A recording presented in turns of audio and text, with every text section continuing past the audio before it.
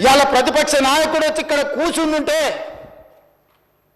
నేను అడిగేదానికి సమాధానం చెప్పాల్సి వస్తుందని ఈరోజు వారు ముఖం చాటేసింది అధ్యక్ష. అధ్యక్ష ఇప్పుడే లెక్కలు ఇచ్చిండ్రు అధ్యక్ష. చంద్రశేఖరరావు గారు ప్రతిపక్ష నాయకుడు అధ్యక్ష. ప్రతిపక్ష నాయకుడుగా ఇప్పటివరకు వారి శాసనసభకు వచ్చింది 2 సార్లు అధ్యక్ష. వారికి పోయిన డిసెంబర్ 23 నుంచి ఇప్పటి వరకు వారికి ఇచ్చిన జీతం అధ్యక్ష 57,84,124 రూపాయలు అధ్యక్ష.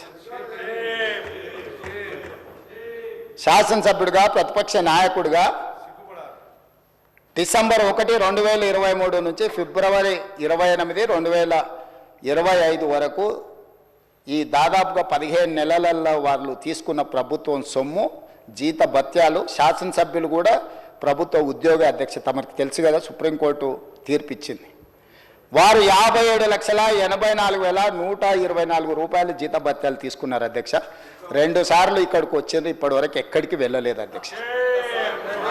ప్రభుత్వ జీత భత్యాలు తీసుకొని ప్రజల్ని గాలికి వదిలేసి తెలంగాణ రాష్ట్రాన్ని కర్మకు వదిలేసిన ప్రధాన ప్రతిపక్ష నాయకుడు ఈరోజు వాళ్ళను ఇట్లా తయారు చేసి రేబీస్ వ్యాక్సిన్ రియాక్షన్ వచ్చినట్టుగా వాళ్ళు వ్యవహరిస్తుంటే ఏం చెప్పాలి అధ్యక్ష?